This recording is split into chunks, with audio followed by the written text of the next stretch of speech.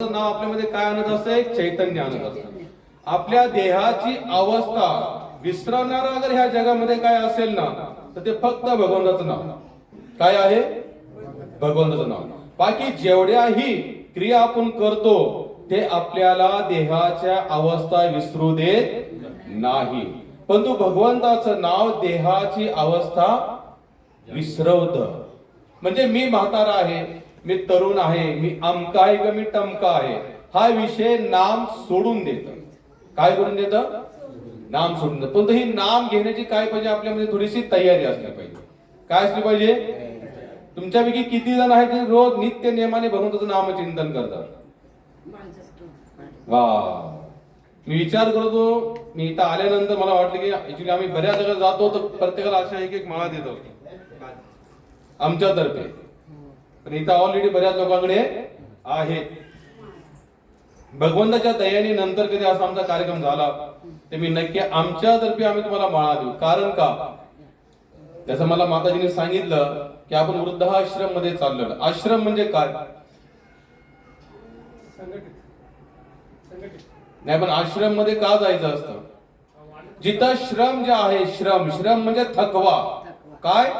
थकवा. जिथं थकव्याचं निवारण होतं त्याला म्हटलं जातं आश्रम. काय म्हटलं जातं? आश्रम. जसं हे वृद्धाश्रम ही प्रथा नव्हती. आपल्या याच्यामध्ये 4 आश्रम मध्ये होते. किती आश्रम होते आपल्याकडे? कोणते कोणते? हा, ग्रस्त, वानप्रस्थ, संन्यास आश्रम. असे किती आश्रम होते? 4 आश्रम. 5वा आश्रम कलियुगामध्ये जोडला गेला, तो हा वृद्धाश्रम जोडला गेला. पण हा का जोडला गेला असला पाहिजे? काय कारण असेल? जेव्हा याचं अस्तित्व नव्हतं, अगर आपण म्हणतो शास्त्राला धरून जीवन जगलं पाहिजे, तर शास्त्रात 4 आश्रम होते. मग वृद्धाश्रम आणला कोणी? कसा आला? ह्याला कारण काय असलं पाहिजे? कोण सांगू शकतो का तुमच्यापैकी? फक्त भगवंताचं नाव सुटलं, लोकांचं आध्यात्मिक जीवन लुप्त झालं, सुप्त झालं, संपलं, आणि हा नवीन आश्रमाचा उदय झाला, जन्म झाला. काय झाला? लोक म्हणतात वृद्धाश्रम म्हणजे दुःखाची खाण आहे, पण तुकोबराय काय सांगतात? याजसाठी केला होता अट्टहास, शेवटचा दिस गोड जावा. आणि शेवटचा दिवस म्हणजे काय? जन्म, मृत्यू, जरा आणि व्याधी. हे 4 अवस्था सांगतात. त्यातली एक अवस्था कोणती आहे? जरा. वृद्ध अवस्था म्हणजे कोणती आहे? जरा. आता आम्ही बऱ्याच जागा जातो, प्रवचन करतो, कीर्तन करतो, भगवंताची कृपा आहे. जसं काही तरुण मंडळी असतात, लहान लहान मुलं असतात, गुरुकुल संस्कारांमध्ये ते चालतात, तर आम्ही काय म्हणतो? ही भविष्य आहे भारताचं. काय म्हणतो आम्ही? तरुण मुलं दिसतात, आम्ही म्हणतो की ह्यांच्या हातामध्ये भारत आहे. पण वृद्ध माणसाला पहिल्यांदा आपण काय म्हणलं पाहिजे? आता काय म्हणलं पाहिजे? ह्यांच्या हातात काहीच नाही. बोला ना, काय म्हणलं पाहिजे? अहो, तुमच्या हातात सर्व काय आहे? तुमच्याकडे अनुभव आहे. काय आहे? अनुभव.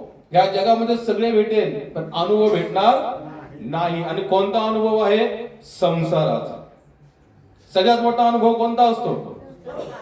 दुसरा अनुभव नाही, कारण की दुसरे अनुभव बदलत राहतात, पण संसाराचा अनुभव बदलत नाही. आणि संसारातला सगळ्यात मोठा अनुभव काय आहे? त्या संतांच्या नजरेतून बघितलं तर काय सांगतात? संसार कसा आहे? सुखाने भरलेला आहे का दुःखाने? म्हटलं दुःख आहे, दुःख. बरं, सुख नाही का? मग इथे संमिश्र आहे. कसं आहे?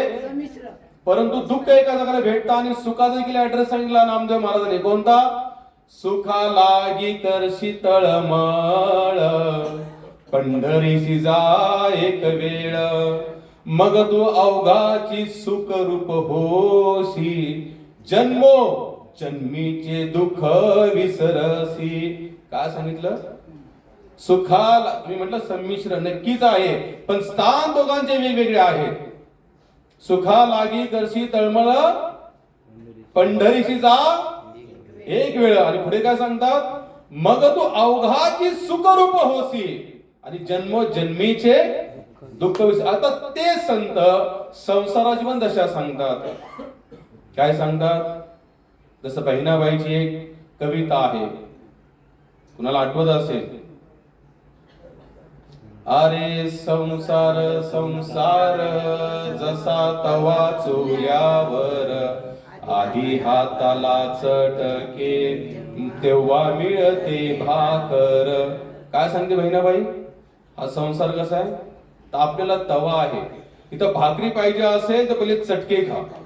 काय करा, संतांनी सुखही सांगितलं, संतांनी दुःखही सांगितलं. तुकोबराय सांगतात, हा संसार आहे कसा, संसार दुःख मूळ सोहीकडे इंगळ, विश्रांती नाही कोठे रात्रंदिवस तळमळ. काय म्हणतात, संसार दुःख मूल, मूल म्हणजे जड. एका झाडाचं ज्याला आपण बुड म्हणतो का, त्या संसाराचं बुड काय आहे, दुःख मूळ. कसं आहे हे दुःख मूळ. आणि काय म्हणतात, चोहीकडे इंगळ. इंगळ म्हणजे काय, विंचू. विंचूची एक जात आहे, ती इंगळी त्याला म्हणतो आपण मराठीमध्ये. ते काय, ती इंगळी सुख आणि दुःखाच्या रूपाची इंगळी आपल्याला काय ढसत असते. काय होत असते, ढसत असते. असते काय, ढसली की नाही तुम्हाला कधी, सुख दुःख कधी तुम्ही भोगलं का नाही, सुखही भोगलं आणि दुःखही भोगलं. पण सध्याची अवस्था कशी आहे, सुखमय का दुःखमय, बोला, सुखमय. किती लोकांना सुखमय वाटते इथे, किती लोकांना सुख जाणवतंय कंटिन्यू 24 तास. सुख सांगतात भगवंताचं जोपर्यंत नाव घेत नाही तोपर्यंत सुख नाही. नामदेव मला पहिलेच मी सांगितलं की सुखा लागी करशी तळमळ. तळमळ आहे सुखाचं, कुठे जा सांगितलं, पंढरपूरला. पंढरपूरला कोण भेटेल, विठोबा तर भेटेलच भेटेल, पण प्लस त्याचे भक्त भेटतील. काय भेटतील, भक्त भेटतील. आणि भक्ताच्या सहवासामध्ये काय होतं, भगवंताचं नामचिंतन. जसं तुम्ही आता त्याचे नामकीर्तन केलं तर किती लोकांना दुःखाची फिलिंग किंवा काय दुःखाच्या घटना आठवल्या.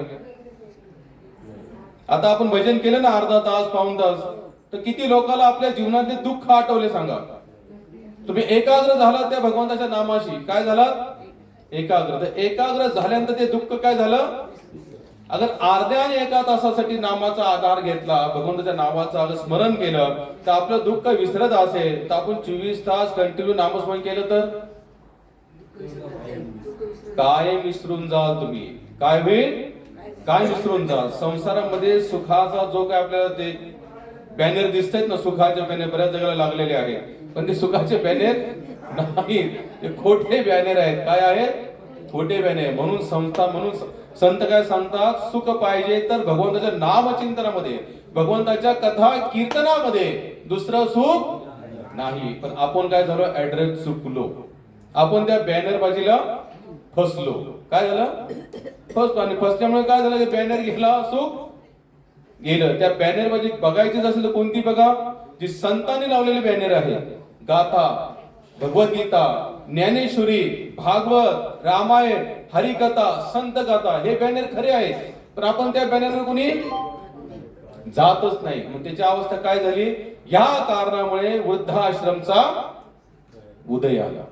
काय आला, हे 4 आश्रम होते हे तर भगवंतांनी स्थापन केलेले आहेत शास्त्राने. पण वृद्धाश्रम का आला, आपण या सगळ्या गोष्टी सोडल्या. आपण भगवंताचं नामचिंतन सोडलं, आपण सत्संग सोडला, संतांचा सहवास सोडला आणि वृद्धाश्रमाची निर्मिती झाली. परंतु सांगतात असंही आपण आहोत कसे इथे, सुखात जरी असतो तरी आपला हा जो आहे प्रवास जीवनाचा कसा आहे, एकट्याचाच. कुणाचा प्रवास आहे, सगळ्यांचा एकट्याचाच. इथं कुणी आहे का सोबती, कुणाला वाटती असेल की मी घरात आहे, लेकरं आहेत, मुलं बाळ आहेत, नातवंड आहे, पण तिथंही प्रवास एकट्याचा. तुकोबरायांचा एक अभंग आहे, माझ्या मागे मागे बोला. नको नको मना, गुंतू माया. बाबा पाठ आहे का तुमचा, नाही नाही पाठ असेल तर तुम्ही बोला. मंडळीला हुशार आहे, नाही नाही चांगलं आहे. एक एक म्हणणार ना, तुम्ही ऐकणार, म्हणजे आपण ऐकतच राहू. नाही नाही तुम्हाला पाठ असेल ना, कारण काय होतं, अर्धा तर अर्धा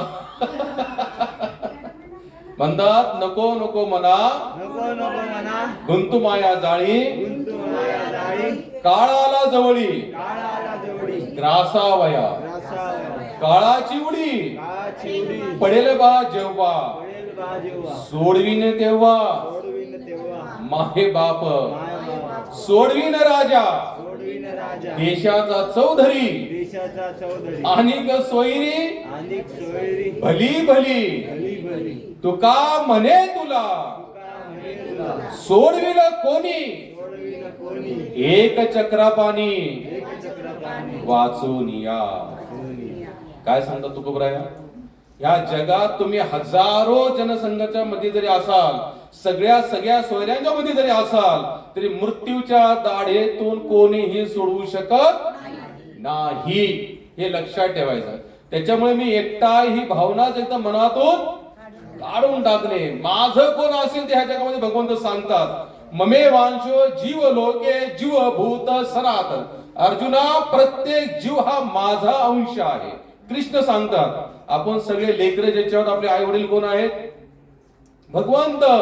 गीतेमध्ये कृष्ण सांगतात, पिता हमस जगतो माता धाता पितामह. अर्जुना, मीच ह्या जगाचा पिता आणि माता आहे. म्हणजे एकटेपणा आहे का कुठे? तुम्ही कोणत्याही आश्रम मध्ये जरी असलात आणि गीतेचा आधार घ्याल, ज्ञानेश्वरीचा आधार घ्याल, गातेचा आधार घ्याल, नाव संकेतनाचा आधार घ्याल, तर तुम्हाला एकटेपणा जाणवणार नाही. कारण का, राहून राहून मन जेव्हा संसाराला बघतो ना आपण, तर थोडस कुठे ना कुठे तरी फिलिंग होतं, हे काय आयुष्य आहे. प्रत्येकाला मी असं सांगणं, तुम्हाला वाटतंय या जगामध्ये कुठेही जा, या जगाच्या कानाकोपऱ्यात कुठेही फिरा तुम्ही, पण एकांत वा एकलकोंडीपणा हा कुठे ना कुठे जाणवत असतो. आणि सगळ्यात मोठा एकलकोंडीपणा कोणता असतो? जीवनाची कोणती अवस्था असते? वृद्धपणा. कोणती असते? वयस्करपणा. पण त्या वयस्करनं ह्याच्या देखील तुम्ही एक साथी शोधा, आपला खरा संगी हुडका. तो कोण आहे? भगवंत. कारण की भगवंत सोबती झाल्यानंतर एकांतपणा जाणवत नाही आणि सत्वती नाही. आणि ज्याला एकांतपणा सत्वतो तो कुठे जरी राहिला तरी काही उपयोग नाही. परंतु जिथे भगवंताचा सहवास लाभतो किंवा जाणवतो, तिथे काय होतो? आपल्याला कशाची चिंता सत्वत नाही. जसं जो आपण अभंग घेतला, अभंग कोणता होता? आवडीने भावे हरिनाम घेसी, तुझी चिंता त्यासी सरळ. पण काय सांगतात एकनाथ महाराज? नाम घ्या कसं? एक शब्द वापरला पहिलाच त्यांनी. सुरुवात काय?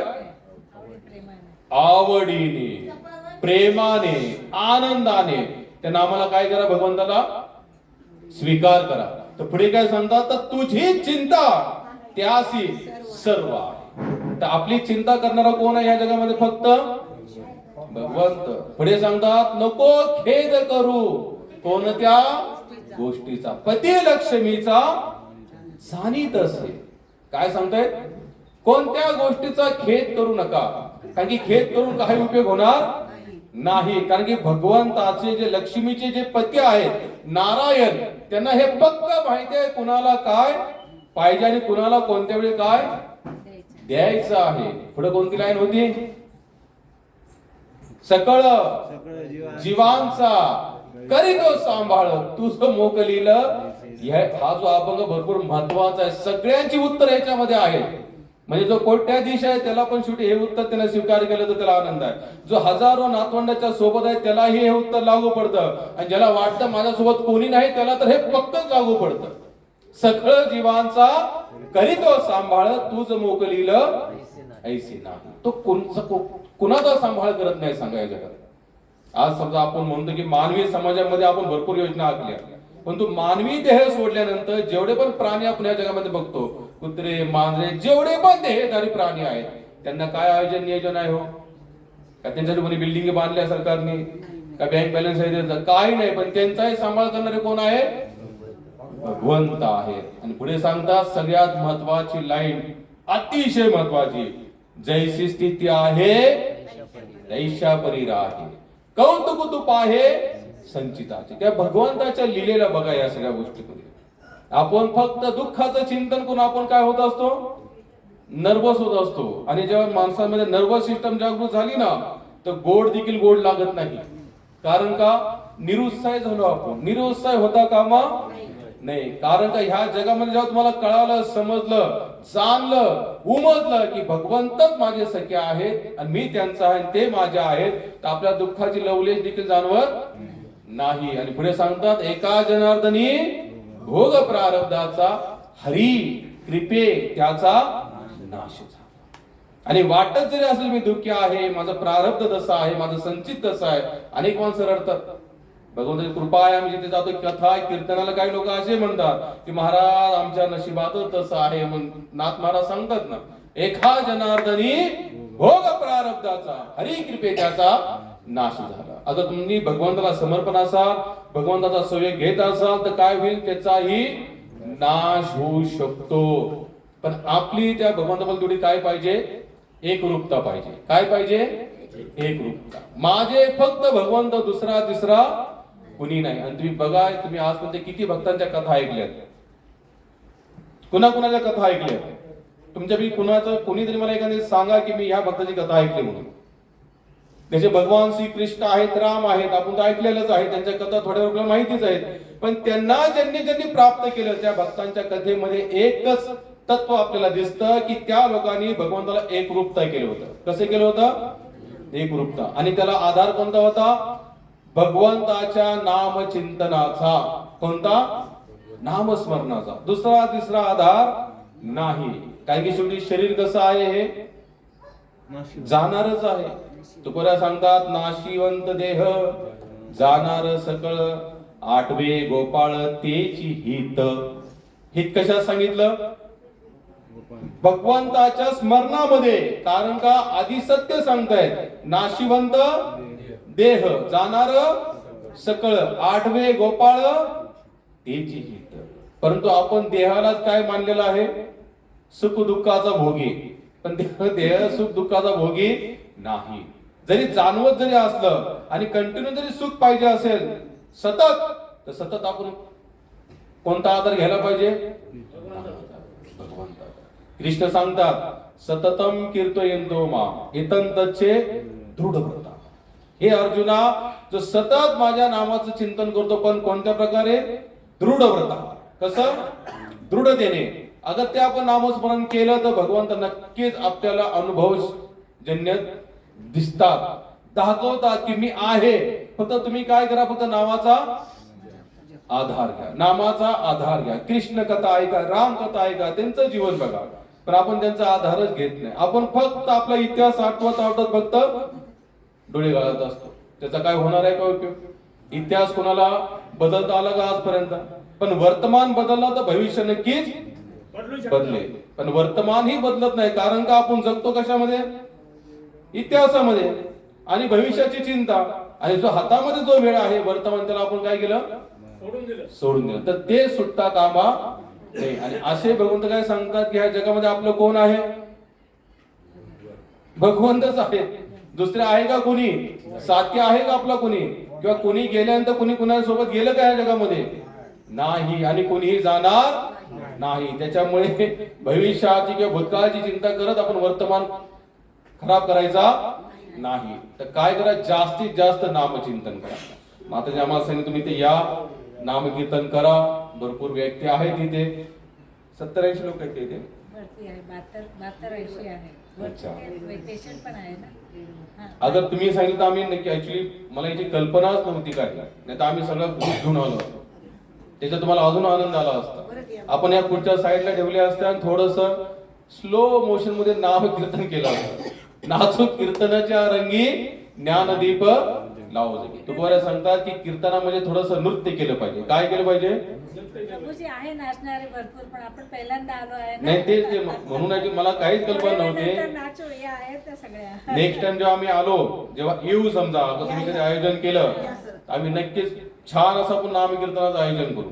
त्याच्यामध्ये थोडस नृत्य करणे. काय करणे, नृत्य असं व्हायला पाहिजे. लोक स्पष्ट म्हणतात आम्ही म्हातारे झालो, हे झालं. नाही, वयाने कोणी म्हातारा होत नाही. मनाने म्हातारा जो होतो तो खरा म्हातारा आहे. नाही, वयाने सगळेच आपण कशा आहोत, वृद्ध जरी असतो तरी मनाने कसं बनायचं, आपल्याला एकदम तरुण बनायचं. आणि तरुण फक्त तुम्ही नाम कीर्तनातच बनवू शकता.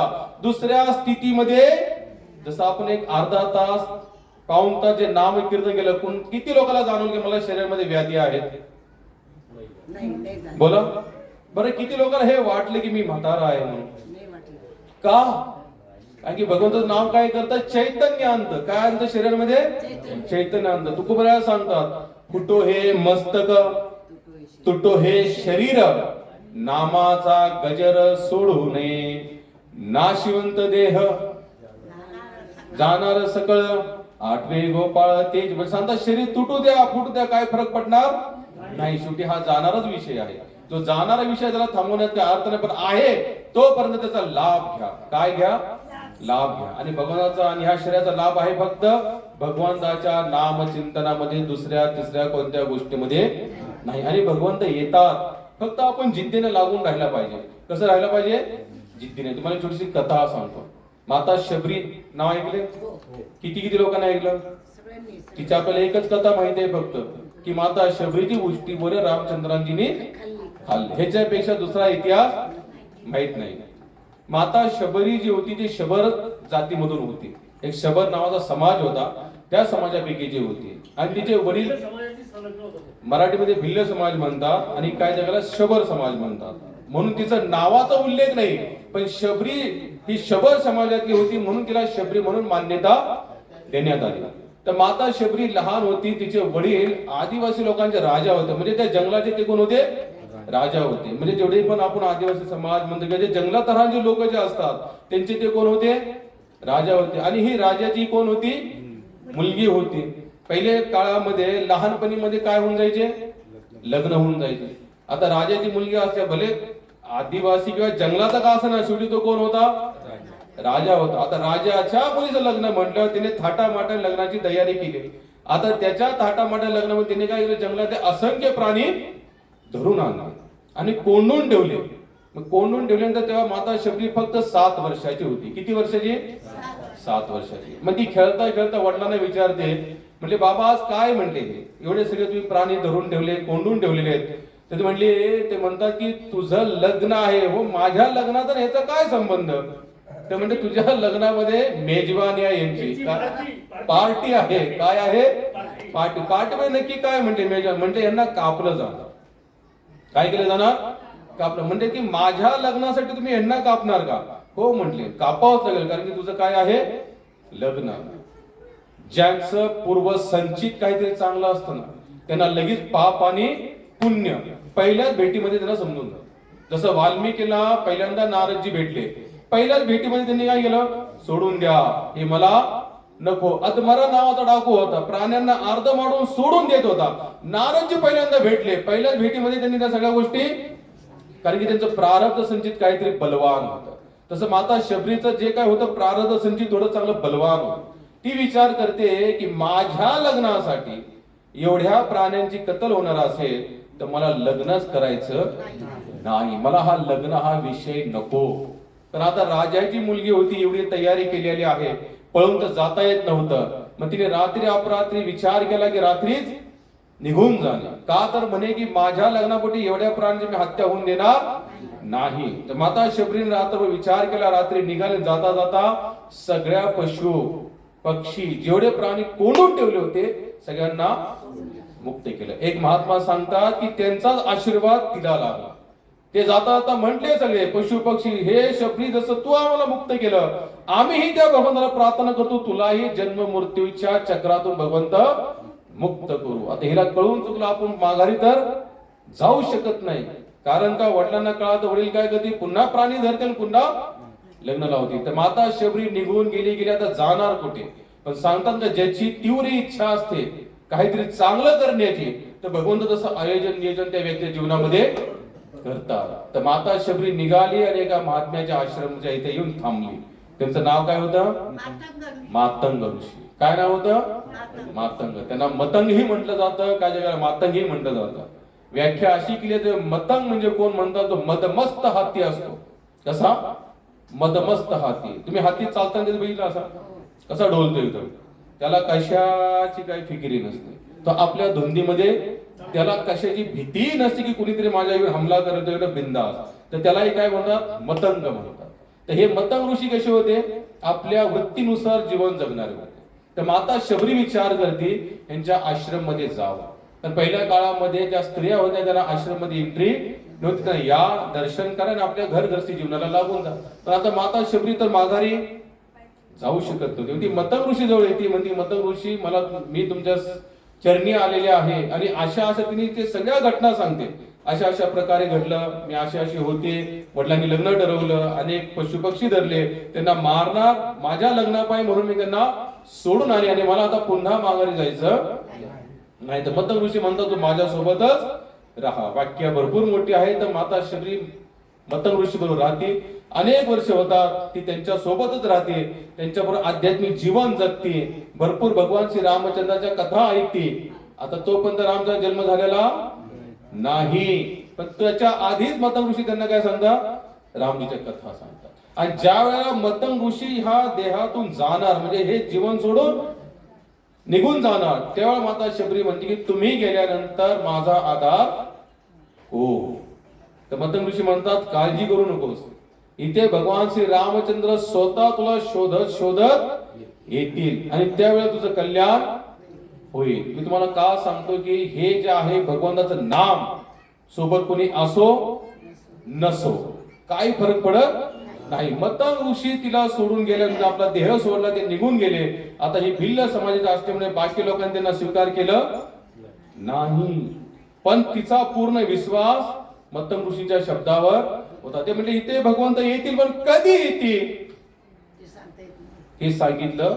म्हणजे मी काय करू, म्हणजे तू रोज त्यांची वाट बघ, ते येतील, तू असाच काय कर, स्मरण करत जा की भगवंत आज येतील, भगवंत आज येतील. मग ते आज येतील ह्या उद्देशाने तुला जेवढं जमतं त्यांच्या स्वागताच्या सगळ्या तयारी तू रोजच्या रोज करायच्या. कथेमध्ये सांगतात पहिल्या काळी लोक जास्त जगत होती, 10,000 वर्ष माता शबरी रोज एकच कार्य करत होती, नेमाने उठायची, झोपडीपुढे झाडू मारायची, फुलं गोळा करून आणायची, फळे तोडून आणायची. का की राम येणार, का तर राम येणार. आणि जेव्हा रामचंद्र वनवासाला निघाले तेव्हा तिथे अजूनही भरपूर महात्मा लोक राहत होते. तर महात्मांना वाटले की भगवान रामचंद्र पहिल्यांदा आमच्या झोपडीमध्ये येतील. पण हजारो वर्षापासून जी माता शबरी एक मात्र ज्यांनी भगवान श्रीरामचंद्रात आपल्या जीवनाचं टार्गेट ठेवलं होतं, सूत्र मानलं होतं, तर भगवान रामचंद्र पर्यंत कुठे गेले, माता शबरीच्या घरी गेले. आता किती वर्षापासून लागून होती ती, वयाच्या 7व्या वर्षापासून शास्त्राचा आधार घेतला तर 10,000 वर्ष तिने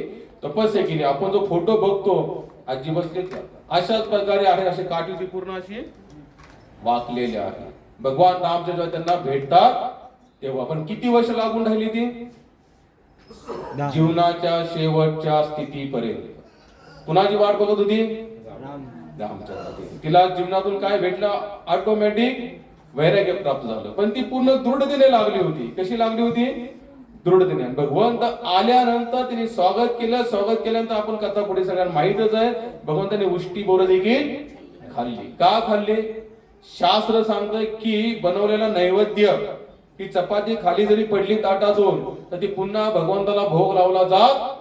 मग माता शबरीची बोरं का खाल्ली असते, प्रेमापोटी.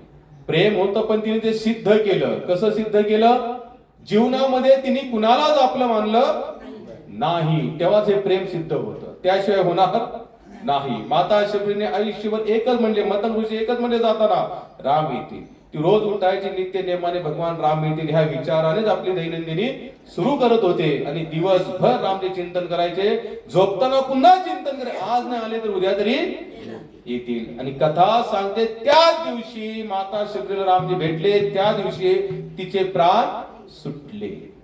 म्हणजे तरी प्राणांनाही थांबून ठेवलं होतं, कुणासाठी, रामचंद्रासाठी. आणि हे केव्हा शक्य आहे, जेव्हा आपण दृढतेने लागू.